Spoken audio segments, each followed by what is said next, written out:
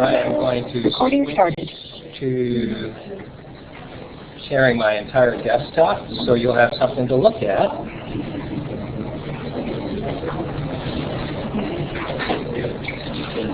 And that's all the work I need to do with you folks online. I'm not going to have a lot of interaction with you, I'm afraid,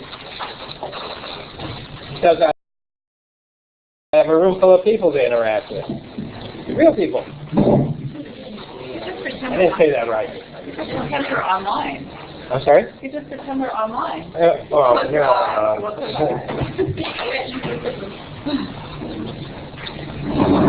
yeah, you've got them outnumbered. There are a couple people online, so you've got them all outnumbered here.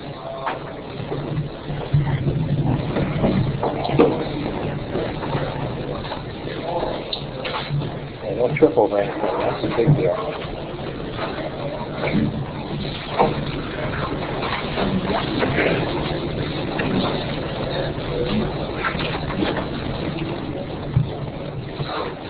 So, how's everybody doing? You ready to start? Yes, sir. Okay, good. I'm Blaine Morrow, I'm Director of CCC Confer, and another project called 3C Media Solutions, but that's immaterial. And what I want to talk about today is best practices in synchronous e-learning, basically best practices with the online virtual classroom that we provide at CCC Confer. So I won't spend a lot of time trying to justify using the synchronous environment. We think it's a great way to teach, but probably the biggest deal is that things can happen in real time with peers, instructors, with people from everywhere. Students don't have to necessarily be in a physical classroom, but they can have real-time interaction with an instructor. So they can ask questions, they can get feedback, etc. You can do application sharing, which is a big deal for, particularly I think in the ICT field, being able to actually take control of the desktop or to see how a student is doing with a desktop application. The feedback and the time on task, those are all Chickering and Gamson, priorities and the 7 best practices for undergraduate education. So a big deal with that. The inclusion of diverse learning styles. In the online environment, your interaction can be vocal with the audio feedback, but some students don't like to talk or don't feel as confident when they're talking. So allowing for chat feedback accommodates the diversity of both learning styles. And the accessibility can be taken care of with captioning in the online environment as well. And I believe that the allowance in the synchronous environment for things to happen in real time allows for real spontaneous discoveries that don't happen in an online asynchronous environment. So all of those are kind of important. So what I'm going to be talking about and demonstrating this time is actually the result of a day and a half of conversations with actual Confer instructors who were invited to come down to San Diego exactly a year ago to show us what they do and to talk about it and to share with one another. John Donner was actually part of the very first group of meet instructors, and I don't know if John wants to. Well, you can talk to him later about that experience. But spending a weekend with folks actually has, again, in a synchronous environment. It was face to face, but we got to know each other very, very well. And the reason I'm here, actually, in some very indirect, roundabout way, kind of stems from that. In that, Michael McKeever, who's a big part of MPIC, ended up being one of the folks who was participating in that meet environment as well.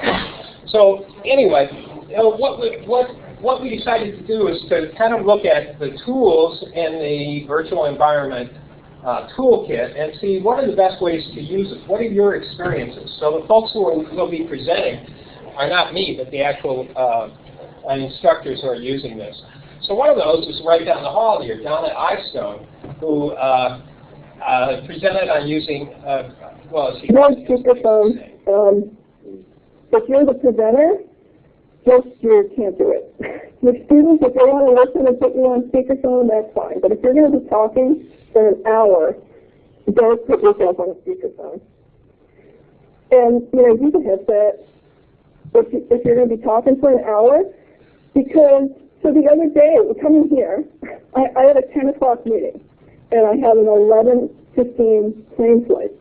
So I was in the airport on my CCC Confer meeting, and I had my cell phone, and I had my computer, and there I was, and I'm like, oh, if I do this, my phone hangs up.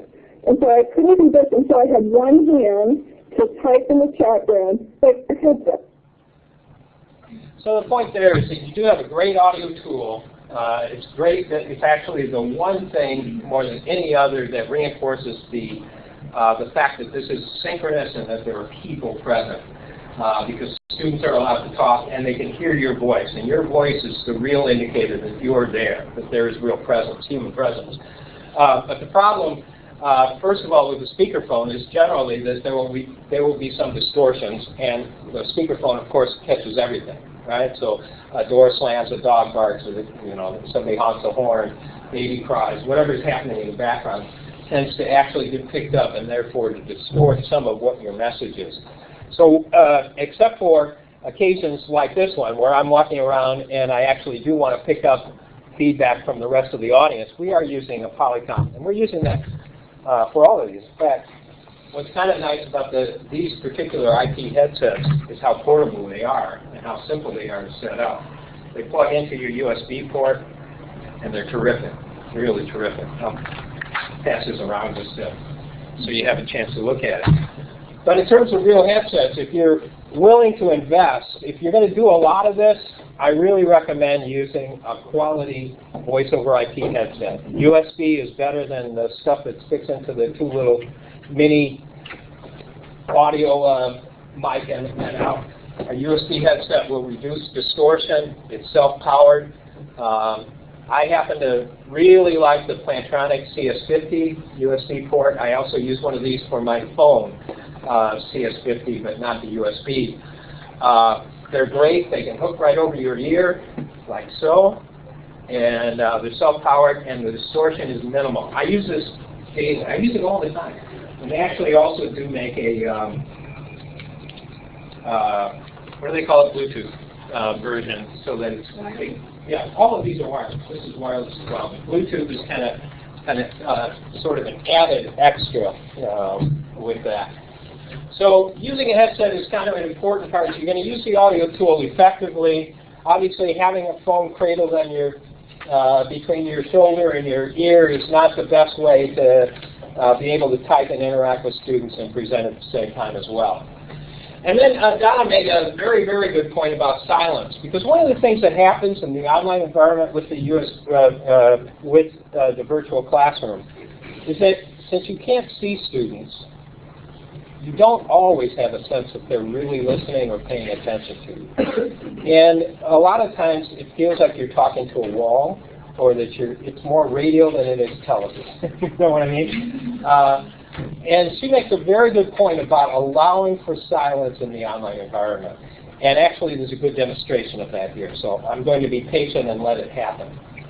Well, I was going to be patient.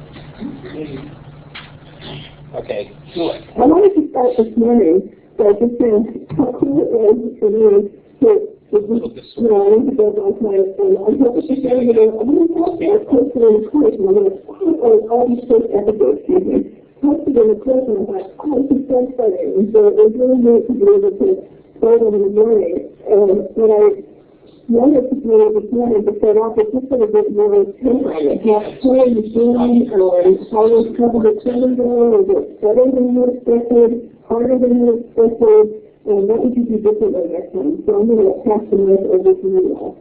And now wait.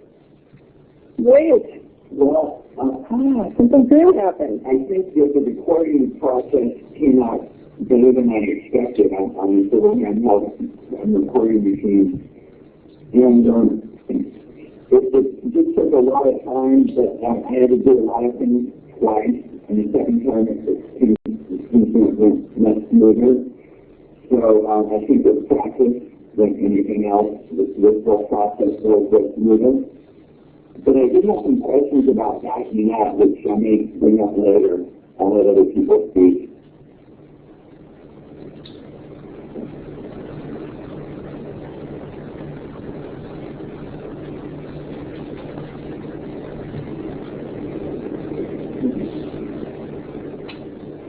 I actually thought that the process of editing was in some ways easier than I thought. And I could see that the more you use Audacity, it's much better, and it was pretty fast. So you kind of get the point that it actually took 14 seconds to get a second response from the online students. And sometimes that's exactly what has to happen. You can find this in a face-to-face environment as well.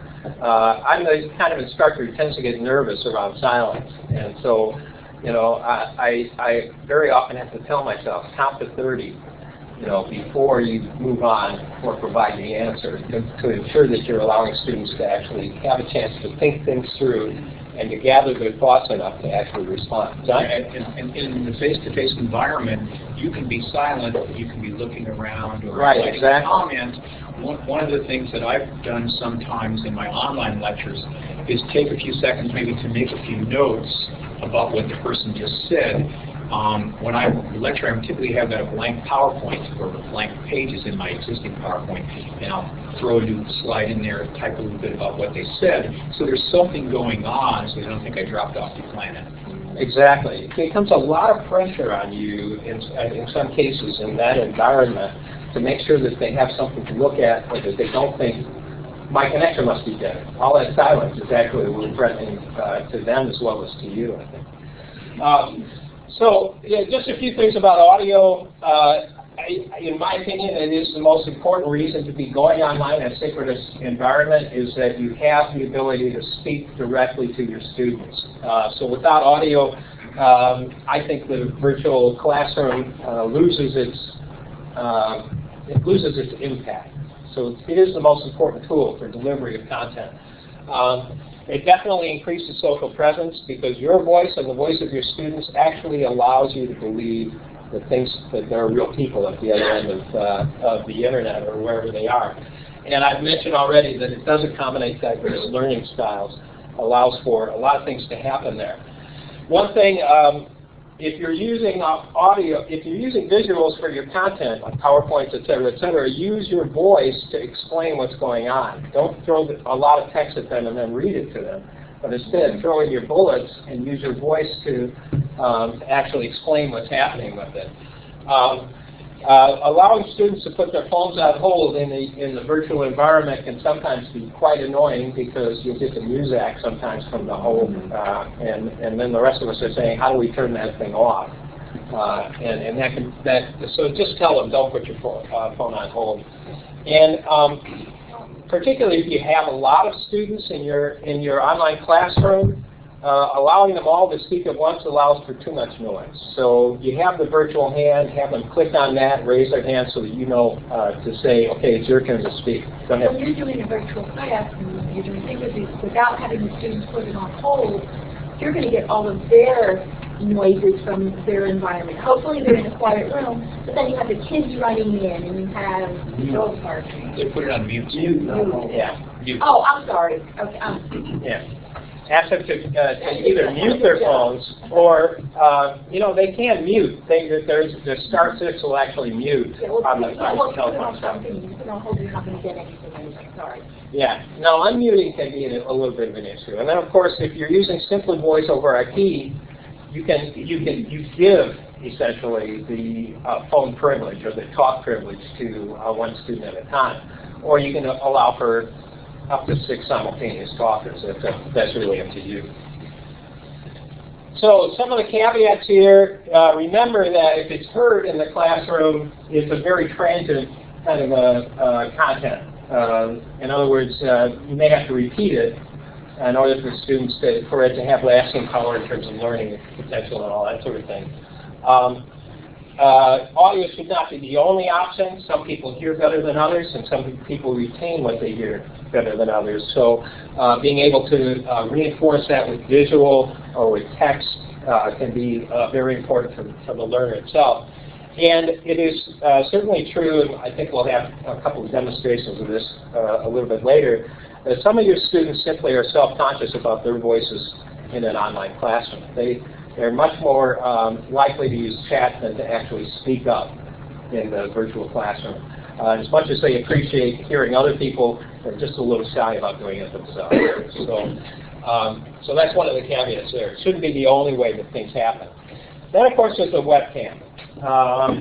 Webcam's another great social presence tool.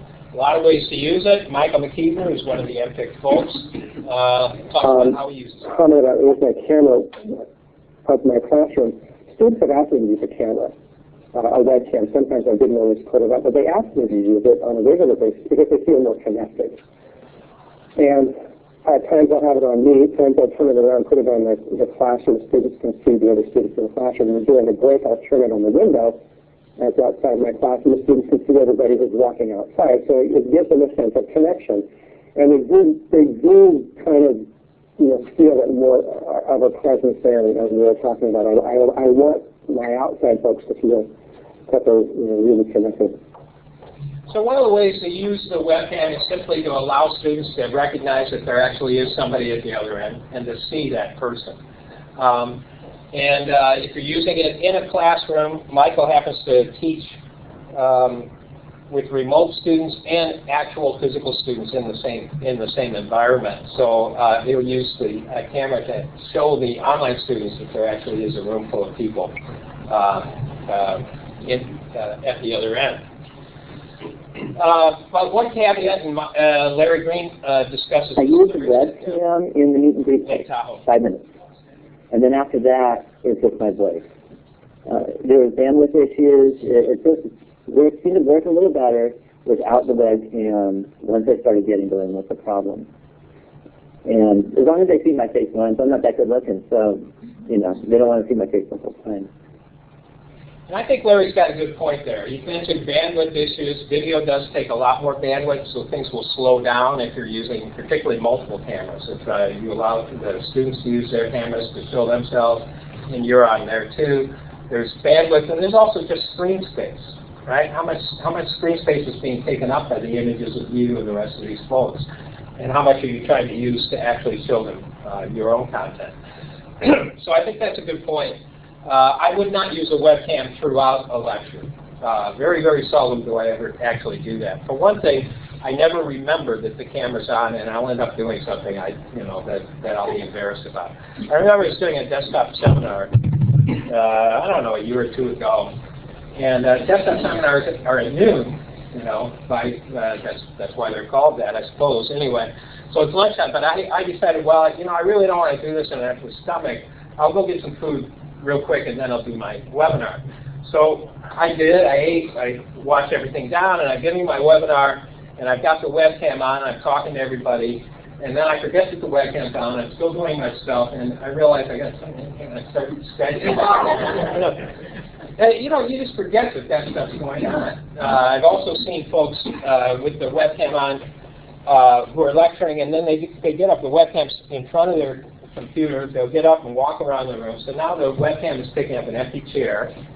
What exactly are we broadcasting at that point? I've had other folks who forget that the webcam's on. They'll stand up in front of the webcam. So now you're looking at their belt buckle. And so it probably is not all that effective to have this thing on all of the time that you're communicating with students. So, yeah, you can do it in your pajamas or whatever. So. Here's another great use, Robin Rogers Cloud. This is the website on the website is really a great way to connect with. Yes. And what I can do is I can show my next card. I can set it right up to the camera. And I'm also using the cam because it's a little bit more portable. You see these video cameras that I think like the cameras, but they need it also in the classroom.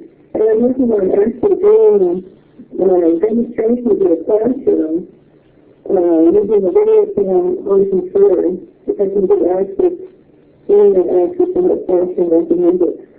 But I'm going back and forth, and I know these very well, so I can the flash, here's the sitting around and running. This is the basic thing, and I can show you how to do things on it, and I don't have that as a video. This is a great notebook. So another use of the webcam is it can actually demonstrate a technique by focusing the webcam on what you're doing. In her case, she's showing them brush strokes and how to mix colors. It's a great application of the webcam. I think her lighting was a little off, but usually she's very good with that. So a few of the tips on that. Eye contact is important. Look at the camera. If you're looking away, what happens? The student tends to think, if you're looking out the window and the webcam is picking that up, the student's focus will go out the window as well. The student will say, what's so interesting out there? You're not looking at me, you're looking somewhere else. So it's kind of important to remember you're on camera every moment that you're on camera, because visual stimulation is so important. You know, the TV generation, all of us are that way. If things are moving, you're going to focus on it. So if things are moving, everything that you're doing actually becomes the focus. And it's a real question then, is that what I want? And if it isn't, turn the webcam off. You know, forget about that. Position it so that you can also see the screen, so you can kind of see what's going on. Students may be chatting away and saying, you know, you forgot blah, blah, blah, I have questions. So it's important for you to be able to see that. It is good to recognize that whatever the camera is picking up will be a distraction or a blessing, right, for your students. So, you know, if there are a lot of books in the background, but there may be a title there that's completely distracting, The Joy of Sex or something. You know, oh my goodness, why did he got that? And you know, that, all this sort of thing. And I've mentioned already, don't forget that you're on camera. Very important. Bandwidth issues are probably the biggest things. I brought this along. This is one of my favorite, and for the online folks, I'll just kind of read it to you. QuickCam has an Orbit AF, the ultimate video. It's a Logitech VID 2-megapixel webcam. It has motorized tracking. It has its own stand, so you can actually set this thing up, and it will follow you as you move. It also has great avatars. In case you really don't want them to see you, you can put a dog up in your place, etc. But it has a nice stand, and it's very good. I just picked one of those up. They're really nice. Yeah, I like them a lot. You have to be careful, like you said, what follows. I had a colleague using it, and like you said, he stood up and started following his belt buckle around. Exactly. But very effective for that. Don't forget how distracting video can be. Yes. What was the price of that? Oh, it's less than $100. Most webcams are probably about $30, $40. This is probably about $50, $60. Yeah, I thought it was about 80. Might be. Yeah, it's less than 100 anyway. Even though you may really like what you look like on camera, and you may really like to see what your students look like on camera, remember that our object is learning. And there may not actually be a lot of learning going on just because you can see each other. That's kind of an important point there. Okay, chat. One of the other ubiquitous tools, very valuable tool. So we asked them about that and what they do with it. Here's Larry at Lake South. I also found out right away, these students, and I think maybe all math students, but I found out same in the staff, they will not talk. They do not talk, but they love to chat. They love to chat. And I learned chat speak too. Yeah, I learned chat speak. I can give you all kinds of abbreviations for all kinds of things. And my students taught me chat speak. So it's all chat based, and I never had better participation, especially with this group of students that they're used to hiding in the shadows. And these students did not hide in the shadows. They chatted and chatted and chatted and chatted from the break.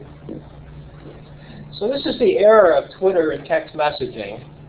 So our students, you may not really particularly like to communicate by means of text, but students do. They're used to it. They're very much at home in that environment. So the chat tool is extremely important if you want students to interact both with you and with one another. And they take to it very well, much more easily, it seems to me, than they do to speaking over the phone or headsets, etc. And that's been Larry's experience as well.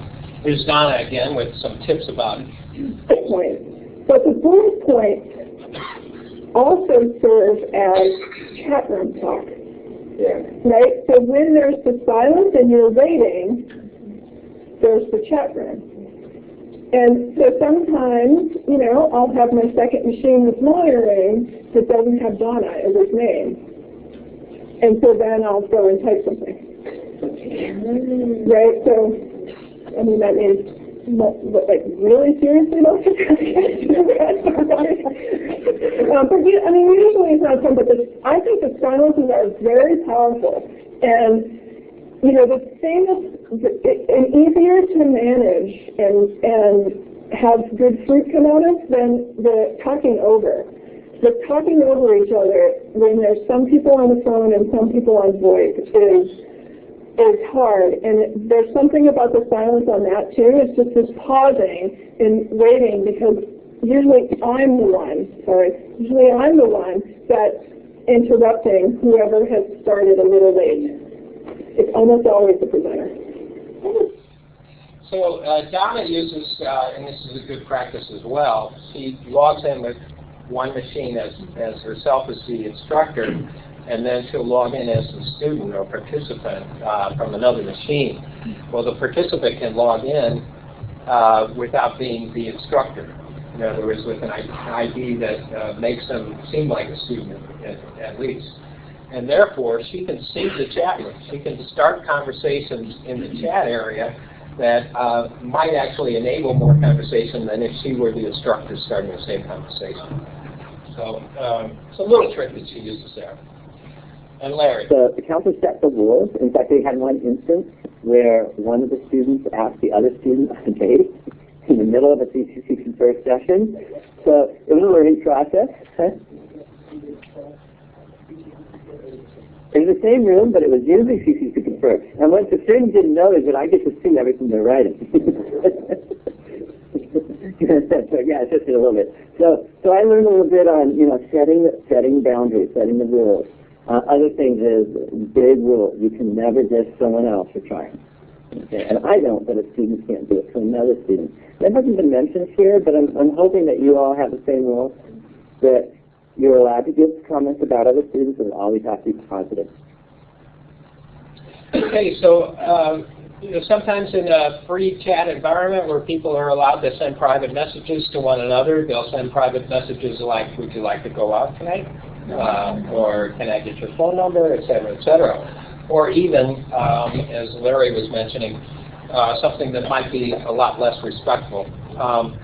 So you need to have some boundaries. Set the boundaries yourself for what's acceptable communication between students. You have that in the face-to-face environment. You should have it in the online environment as well. And you can see every chat comment if you were the monitor, whether it's private or not. Do you have any issues with students using abbreviations or acronyms? No, I don't. I think it's, I mean, unless I don't understand it, then I'll ask, what is that? You know, what does that mean? But BRB, be right back, LOL, you know, that kind of stuff is pretty commonplace, and I personally I don't teach English. So.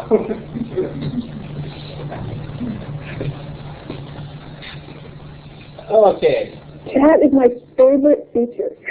Because, and especially now, it's getting even better now, because you know that people are trying to do 10,000 things. How am I going to get my students to pay attention to me and my presentation instead of checking Facebook, checking their email that's coming in and beeping at them on their computer, doing their, you know, whatever, vacuuming the floor because they're on mute? Who knows what they're doing, right?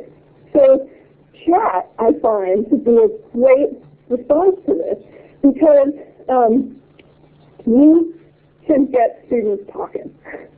And so at one, what we do is we have moderators for all of our desktop seminars, and what we try to do is we try to copy all of the URLs that are in somebody's presentation beforehand, and I just paste them into a document, so that as they're talking about things, I can paste them as URLs live into the chat room window.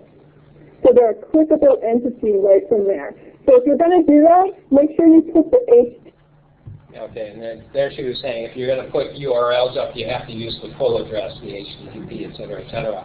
But I think Donna makes a good point that chat is a good way to keep students engaged, make sure that they're actually still paying attention, instead of vacuuming the floor, as she was mentioning, or some of the other things that you'll likely be doing when you're not looking. And that is, how do you, okay, now we have z equals 1.23. So what's the probability of z is less than 1.23? 1, 2, 3, put it in your chat box. I do a lot of that. I do the 1, 2, 3, put it in your chat box. I don't go that fast. First, I give them 2 minutes. And I say, hold off, write it down on the paper. When I count to 3, you're going to put it in your chat box. 1, 2, 3, 15 right answers and 2 that are off. And that's what's difficult. And then I can look to see, if they're off. I can help those with 2 things. Or if it's 15 off and 2 right answers, I need to totally do a whole new explanation. So it's so great to have instant feedback, and I use it using chat. So there's an instant assessment feedback tool in chat that Larry uses, which is simple. It's simply conveyed, but it does tell you right away. One of the things about chat is while students tend to feel fairly secure in using it because they can just type it and it's gone, right? It's up there. It isn't anonymous. That is, the student's name will appear next to their chat message. So it gives you a chance to see who's getting this and who isn't getting it. You say 1, 2, 3, put it in the chat box. Boom, everybody answers, right? And when everybody answers, you're able to see, as he says, 15 people got it, 3 didn't, 2 or 3 didn't. Maybe 15 people didn't get it. I better really go over this and make sure that they're getting it. Simple, effective, instantaneous feedback from students. So tips on that. Chat is best when you really want everybody to respond. It's not particularly effective if you want to call in a particular student. You probably use the audio tool for that. We have already mentioned that shy students are more likely to use chat than to actually communicate by means of the voice tool. It tends to be fairly non-threatening. It's terrific as a brainstorming tool. Does anybody have any ideas for where we could go with this? What this could be used for? Have everybody put their chat up there. It's also very good for student to student because they can send private messages to one another, or you can put them in a private room and have them chat back and forth.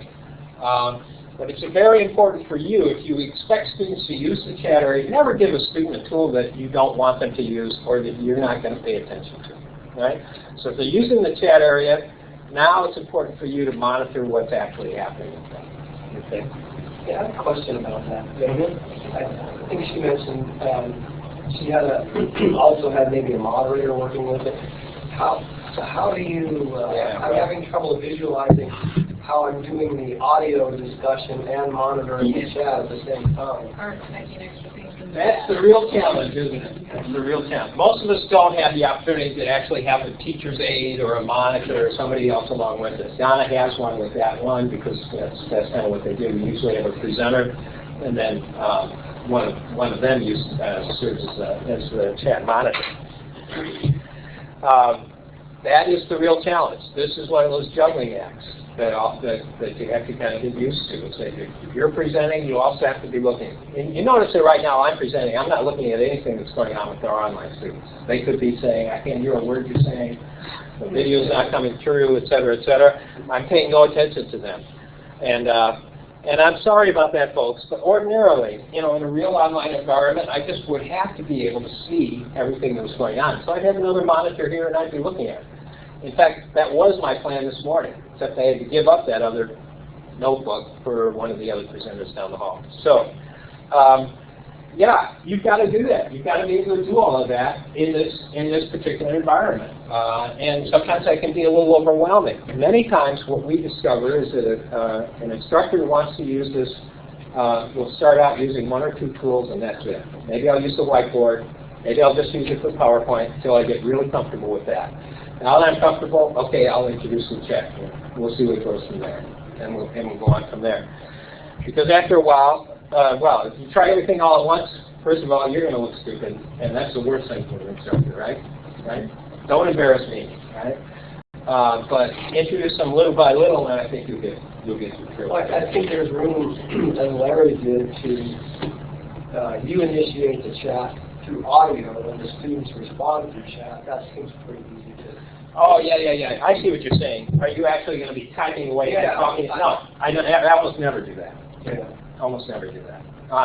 One thing that, there is a tool, I don't want to get too far afield here. There is a tool that's available, and it's called Plan, and it works with this environment. And with Plan, you can actually store your entire lesson plan. You can have everything that you plan to do up there. So you can even have chat messages stored in a sort of outline.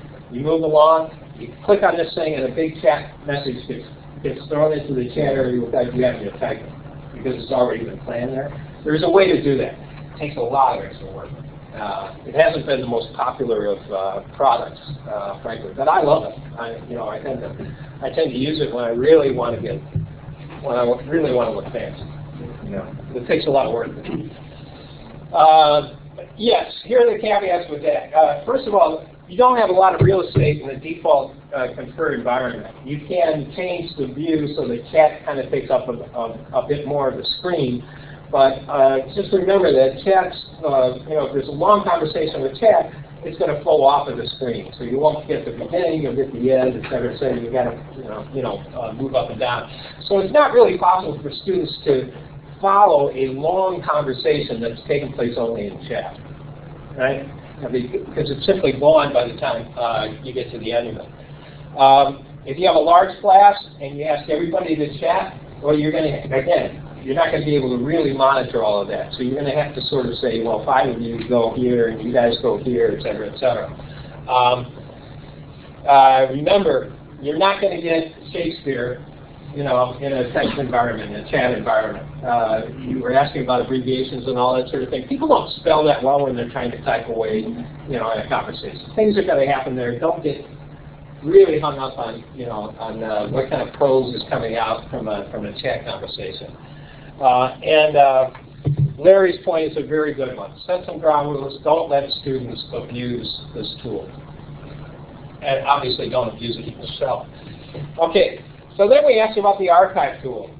Do you use archives? What good are recordings? What good is the fact that it's there? So Donna's got a point here. Watch your own archive. Painful sometimes, but it's really good. And I'm a big listener. I don't know why, but I work at home alone most of the time, and so sometimes I could listen to NPR or something else while I'm working. Or I could just go and see what you guys have archived publicly. And so I just start when I turn it on, and I put the screen and I do what I'm doing. I listen to it as though it's the radio. And it's awesome. It's really a great way to get tips and find out what people are doing, and you can listen to meetings with important people, and it's, you just go through and find what you want. So watching your own archive is probably the best way for you to get better at making archives and actually at teaching in this environment. If you never pay attention, and this is something that is probably true if you were able to record yourself in a face-to-face environment, you'd suddenly see, oh my goodness, I scratched my nose 5 times during that class session. I wish I hadn't done that. I probably won't do it again. Same sort of a thing in the online environment. You watch your archives, you realize how many times you said, oh, good, something along those lines, or where you were kind of messing up. So watching archives is a very, very, very good way for you to improve your delivery. What I realized was at the end of the session, because I was at the end of the session, it took me a little while. I'm kind of slow. It took me a little while to actually realize this, but at the end of my sessions, I realized that although my students have to go to class, I don't, and if I'm behind on one of my online Fridays, what I would do is some students would stay around, usually maybe after class, didn't have another class to go to. And I would continue the recording going until I got through whatever I needed to go through that week. And it's recorded, and then I would say, for those of you who have to go to class, that's fine, you can leave, and then sometime this week and come back, view the recording of the session, and you can bring questions to class on Monday or Tuesday when we meet. So that's also worked out really well. So in the online environment, because you can archive your lecture, if you didn't get all the points done, you can still say, class is over for you guys, you can go somewhere else, but this will be recorded. I'm going to continue with the lecture. I'm going to make all the points that I hope to make, without the interruptions or whatever distractions there were that kept me from doing so. And the archive will be available for anybody to review before the next time. So it becomes a kind of homework assignment then. So it's a clock beater in many ways.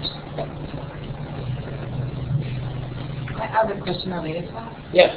So I have CCC Confer. I've done a few webinars that I'm really ramping up. And so I actually want to send out after I do the live webinars, and I would like to be able to edit so that maybe if I scratch my ear by mistake or there's something that didn't go so well, that what they get sent out would be better than real time. Is that possible? Yeah, I actually did a desktop seminar about, I don't remember, I think it was a few months ago, about editing your archives. You may want to look at that because it's a complex topic. First, the archive itself, in the format that we use it, is a Java archive. It's everything. Everything that happened online will be there. So that is the archive that gets delivered to students ordinarily. Now, but it is possible to capture that archive and to turn it into whatever format you want to. Also to make it deliverable in a different format, MP3 or video, MP4, whatever. WMV, QuickTime, it's up to you. It's possible to do all of that, and certainly to edit and get all of that done. But it's a complex format, it's a three-step process. I suspect you're still using camp data and other things to capture your stuff, so it probably is.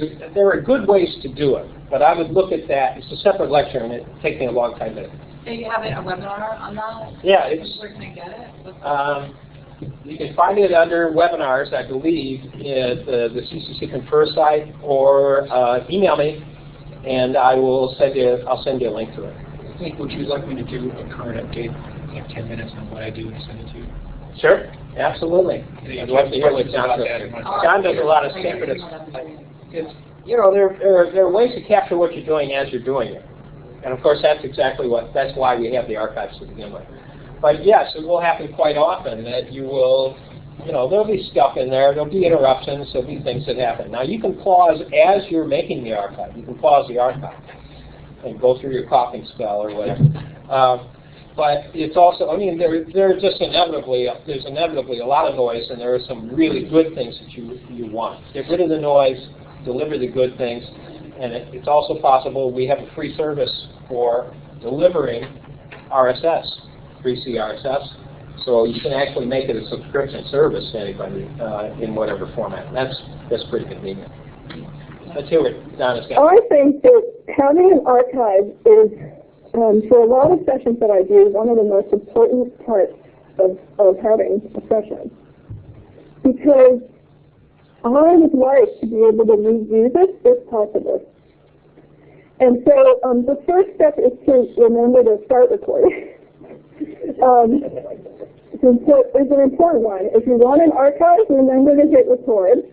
Otherwise, you won't have an archive, and you'll be sad. Like, here was an awesome presentation, and I didn't archive it. And so in Outline, we do, Outline does probably 4 desktop seminars a week in our active sessions, and so we've got 4 hours a week of conferencing that we're doing. And right now, all of our archives have all of the housekeeping stuff on the archive. Lost me because I'm not watching an archive if I have to sit through even 2 minutes of housekeeping that happened for people that were there live. Not interested. So start the archive after you've done whatever housekeeping you needed to do. Okay, and John, actually on that slide even was mentioning the 3C RSS. There's a product called Publish. Publish will actually, and it's free. You just have to contact me. I'll give you a license for it, as long as you're qualified. That means it's free to anybody in the CCC, California Community College System. But that makes it possible for you to take that archive and then convert it into whatever format you want to. And once you've converted it into a format that's editable, then you can edit it and make it whatever you want to. Okay? Absolutely. The current format does need to be converted with Publish before you could say open it in Camtasia. Well, if you captured it in Camtasia, you could always capture it again in Camtasia and then make it whatever format you want. Your Java. I'll tell you one thing, again, this is, I'm going to get too far afield and then I won't get all my points done. But one thing about the published product that's terrific, as far as I'm concerned, is that it makes a portable archive by default. It will start by making the archive an actual runnable Java applet that you can send to somebody, you know, as a file, which is kind of cool. So that it will also make it possible for you to then say, okay, I also want the MP3s, I also want all of the captioning to be a text file, I also want all of the chat to be a text file so that I can capture all of that. And then you can say, okay, I want you to convert what you see and hear into whatever video format you want. All of the major ones, QuickTime and MP4 and WMV, all of those are available. So we'll do all of that. But to me, the real magic is you can make this a convertible, not an online Java applet, but a Java file with everything that takes place in that online environment, just like it would if you were running it offline. So that means that if you give a handout to students, a virtual handout, which means a file that everybody receives, in your portable Java applet that Publish creates, the handout will also be delivered, right? If you want to open or close the captioning window, in your portable Java applet, the captioning window can be opened or closed at will. Everything that happens, in other words, in your online session now becomes a portable happening again. It's pretty cool. It's pretty cool. You can change all the views that you want to. You know, close this window, open the video window, close the video window. All that stuff is available to you. So that one it's far and away above what a video file would do. Because a video file doesn't deliver any more than just what you see, right? When you see it. And it doesn't open and close windows and all that stuff. So it's pretty cool. Here's Larry's point about using this I got from one of the UC Santa Barbara people. It's like, how do you find out that they watched the archive file? Right? I don't think you can track it, can we? Oh, we can? Okay, well, I have a different way of tracking it. At the end of each session, I give a secret word. They have to email me the secret word. Yeah, I got this from Santa Barbara. I went to Santa Barbara, got it from whoever the James guy is. James Gonzalez. Yeah. But anyway, so if watching an archive is an assignment, then you embed something in your archive that becomes, you know, brought to a secret word or whatever it is. What did I say? What's a secret word? You know, the only way that you would know that is to actually watch the archive. Or someone shares with everybody else. Yeah, that can always happen too. Sometimes during the semester I gave away some of the swag I get at conferences in the middle of the lecture. Oh, okay. Yeah, so... Email me first. Yeah, students will always find a way out of this. And is it all that important to you whether or not they watch the archive? I don't know. You know? So here's some tips there. Yeah, I believe that having an archive there is an option for a student who can't make it to your synchronous online session. That is going to happen, particularly at community college level. We have busy students, busy schedules, and many, many challenges. So providing an archive is a great service for those online students. But it also is a great service for the student who needs to review what happened again and again. The first time you deliver something in a face-to-face environment or even in a synchronous online environment, you may not, the student may not, frankly, get it all. And being able to review it is a great service to them. And it's also, again, the archive is a way for you to get to be a better instructor by being able to see how you did it. You know, did this go well? Did it not go so well? How could I have done this differently? And it is a free lecture capture solution. Okay, caveats are, yes, you should let people know that you're recording if they're going to be interactive, right? Because the recording then becomes public, well, in most cases public. You can make your recordings private if you want to.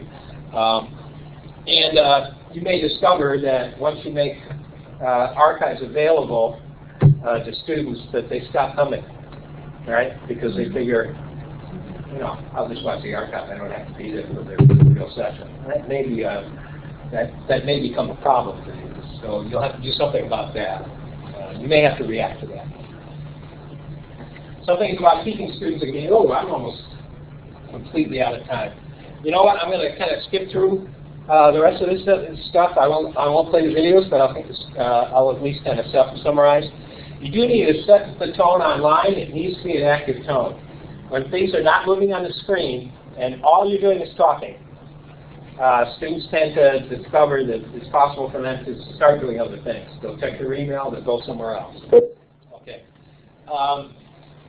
Circulating among students. This is Irene Palacios, who also teaches math at Rosemont College. But yes, it's very important for you to recognize that you have a full class there.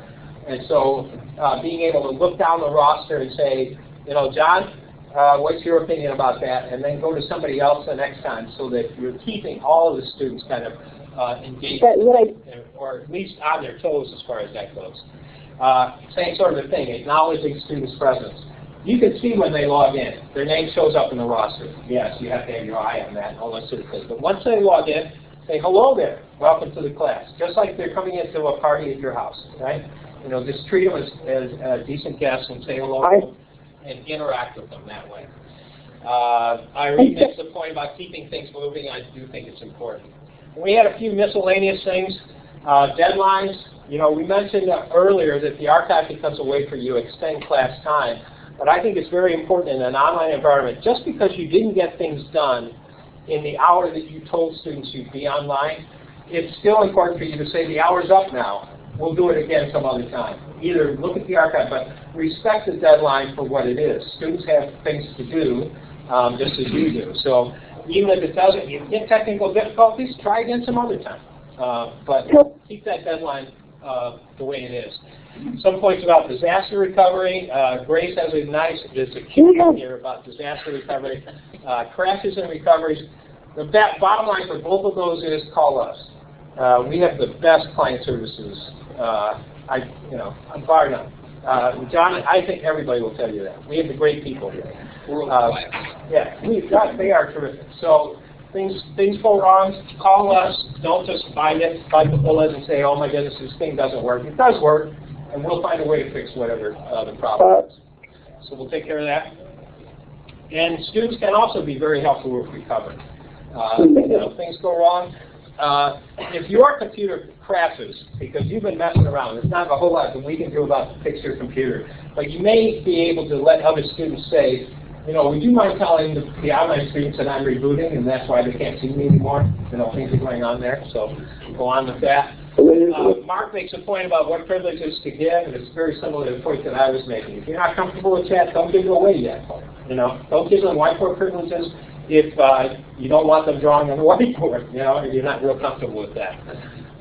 So be very sparing as far as that goes. Using more than one computer, we've talked about already. And there's my summary of kind of the major points that we did there. And I'm sorry I had to kind of rush at the end there, but I'm respecting our deadline. Thanks for your attention, everybody.